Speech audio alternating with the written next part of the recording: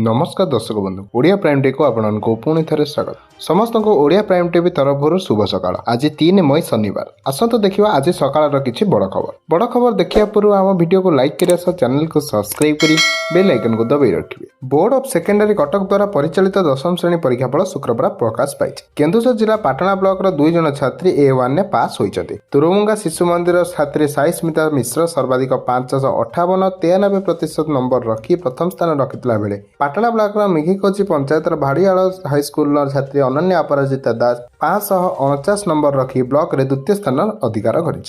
अन्यान्य पाटना ब्लॉक खबरदाता वीरकिशोर दास एवं पाटना बालिका उच्च विद्यालय अमला मंजुबाला मिश्र कन्या अटंती। अनन्या साईस्मिता सफलता भाड़ियाल हाईस्कल प्रधान शिक्षक देवेंद्रनाथ महांत एवं पाटना सरस्वती शिशु मंदिर प्रधान आचार्य गणेश चंद्र एवं शिक्षयित्री और शिक्षक माने शुभेच्छा प्रदान करिसेंती। महिला मानक पई खुशी खबर आनले केंद्र सरकार। महिला मानक सशक्तिकरण करिवे बोली योजना रखिचंती सरकार। प्रत्येक महिला को मिलिबो सिलाई मेसिन। तेबे कोन रहिछि आवेदन प्रक्रिया आपनक निकटस्थ जनसेवा केन्द्र को जाई पचारि बुझंतु। एबे लगातार भाव सुनार दर ह्रास पाइबार लागिछि। ट्रेड बजार अस्थिरता कारण धीरे धीरे तळु खसिया लागिछि हळदिया धातु। रेकर्ड संख्यक ह्रास पाइनतला मध्ये दिनकु दिन दर रे ह्रास परिलक्षित होउछि। आज राज्य राजधानी भुवनेश्वर 22 क्यारेट सोनार मूल्य 10 ग्राम पिछा 200 टंका ह्रास पाइछि। सेहिपरि 24 क्यारेट सोनार दर 10 ग्राम पिछा 220 टंका ह्रास पाइछि। गुरुवार भुवनेश्वर 10 ग्राम रो 24 क्यारेट सोनार दर 95730 रे पहुंचितिला। आ आज भुवनेश्वर 10 ग्राम रो 24 क्यारेट सोनार दर 220 टंका ह्रास पाइबा सह 95,510 टंका पहुंची। सेहीपरि भाव 22 क्यारेट सोनार मूल्य आज 10 ग्राम पिछा 200 टंका ह्रास घटी 87,750 रु 87,550 टंका रही। चलित वर्ष मे रे देशर विभिन्न राज्यगुड़िकर स्वाभाविक अधिक ताती अनुभूत होब। दिन अपेक्षा रातिर तापमात्रा बढ़िब। रातिर गरम सह गुळुगुळी अनुभूत होबार संभावना रही बोली पाणीपाग पूर्वानुमान करिछि। बुधवार IMD DG doctor Mrutyunjay Mohapatra आवासी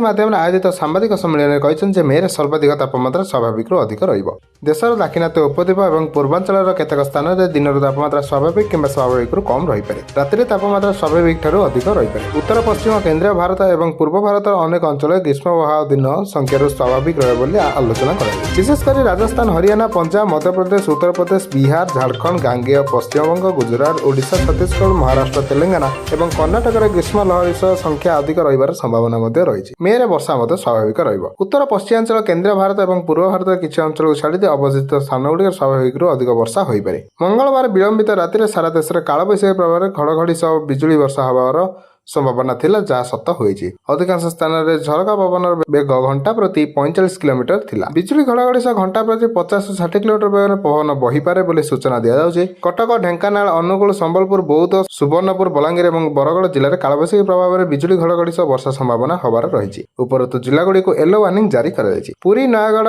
गंजाम खोर्धा गजपति सुंदरगढ़ झारसुगुड़ा देवगढ़ नुआपड़ा कलाहांडी कंधमाल नवरंगपुर रायपड़ा कोरापुट और मालकानगिरी जिला को कालबैशाखी पाणीपाग सूचना राज्य सरकार नवाक जाउछन एक नूतन पदक्षेप। राज्य में विमान चलाचल भित्तिभूमि को सुदृढ़ करने मुख्यमंत्री मोहन चरण माझी गुरुवार लोकसभा भवन में विमान चलाचल और नेटवर्क निर्माण परिचालन संबंध में आलोचना करिसेंति। एही बैठक में पारादीप एक ग्रीनफील्ड विमान बंदर पर योजना समेत पुरी जगन्नाथ मंदिर अंतर्जातिक विमान बंदर विकास और राउरकेला विमान बंदर उन्नतीकरण आलोचना योजना होइथिबा बेले आंचलिक संजयीकरण को वृद्धि करने जयपुर दांडव संगईलुंडा गोतापा भिजिपुडी रायसुआ तुषार और मालकानगिरी अमरथा भली रोड गुड़िकर विमान बंदर गुड़िकर उन्नति गुरुत्वारोपण सहित राज्य में 15टी जिले में हेलीपैड निर्माण और ढेंकानाल विशाल स्थित एंट्रीपैड विजु पट्टनायक विमान चलाचल केन्द्र विकास संबंध में बैठक होता। राज्य में वृद्धि पाउଥିବା विमान चलाचल क्षेत्र को सुदृढ़ करने आधुनिक भित्तिभूमि और उन्नत मानव संबल विकास विमान चलाचल निर्देशालय पुनर्गठन विषय में बैठक में आलोचना कराइथिला।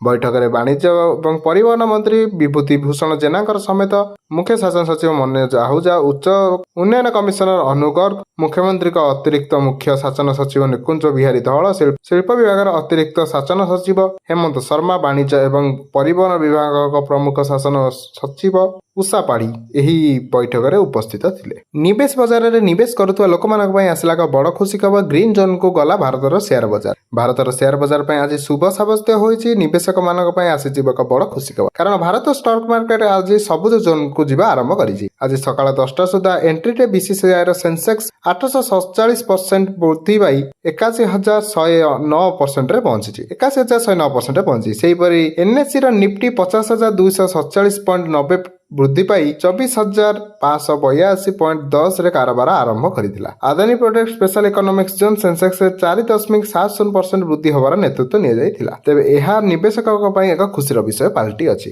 ଦେଶର କିଛି ସ୍ଥାନରେ ତୈଳ ଦର ସ୍ଥିର ଥିବା ବେଳେ ଅନ୍ୟ କିଛି ସ୍ଥାନରେ ତୈଳ ଦରରେ ପରିବର୍ତ୍ତନ ହୋଇଛି। ଭୁବନେଶ୍ୱର ପେଟ୍ରୋଲ ଦରରେ ନୂଆ ଦର ଜାରି ହୋଇଛି। ଭୁବନେଶ୍ୱରରେ ଆଜି ପେଟ୍ରୋଲ ଦର 101 ଟଙ୍କା 55 ପଇସା ରହିଥିବା ବେଳେ ଡିଜେଲ ଦାମ ପ୍ରତି ଲିଟର ପିଛା 93 ଟଙ୍କା 11 ପଇସା ରହିଛି। ଏପରିକି ଦେଶର ପ୍ରମୁଖ ସହରରେ ପେଟ୍ରୋଲ ଏବଂ ଡିଜେଲ ଦର ଅପରିବର୍ତ୍ତିତ ରହିଛି। ଦିଲ୍ଲୀରେ ପେଟ୍ରୋଲ ଲିଟର ପିଛା 94 ଟଙ୍କା 77 ପଇସା ଥିବା ବେଳେ ଡିଜେଲ ଦର 87 ଟଙ୍କା 67 ପଇସା ରହିଛି। ମୁମ୍ବାଇରେ ପେଟ୍ରୋଲ ଲିଟର ପିଛା 103 ଟଙ୍କା 50 ପଇସା ଥିବା ବେଳେ ଡିଜେଲ ଲିଟର ପିଛା 90 ଟଙ୍କା 3 ପଇସା ରହିଛି। ସେହିପରି କୋଲକାତାରେ ପେଟ୍ରୋଲ ଦର 105 ଟଙ୍କା 1 ପଇସା ଥିବା ବେଳେ ଡିଜେଲ ଦର 91 ଟଙ୍କା 82 ପଇସା ରହିଛି। ଚେନ୍ନାଇରେ ପେଟ୍ରୋଲ ଦର 100 ଟଙ୍କା 90 ପଇସା ରହିଥିବା ବେଳେ ଡିଜେଲ ଦାମ 92 ଟଙ୍କା 49 ପଇସା ରହିଥିଲା। ଆଜି ସକାଳର କିଛି ପ୍ରମୁଖ ଖବର ଯାହା ଆପଣମାନେ ଜାଣିବାକୁ ପାଇଲେ। ତେବେ ଏହିପରି ଖବର ପ୍ରଥମେ ଜାଣିବା ପାଇଁ ଆମ ଚ୍ୟାନେଲ ସାଙ୍ଗରେ ଯୋଡ଼ି ହୋଇ ରୁହନ୍ତୁ। ଧନ୍ୟବାଦ।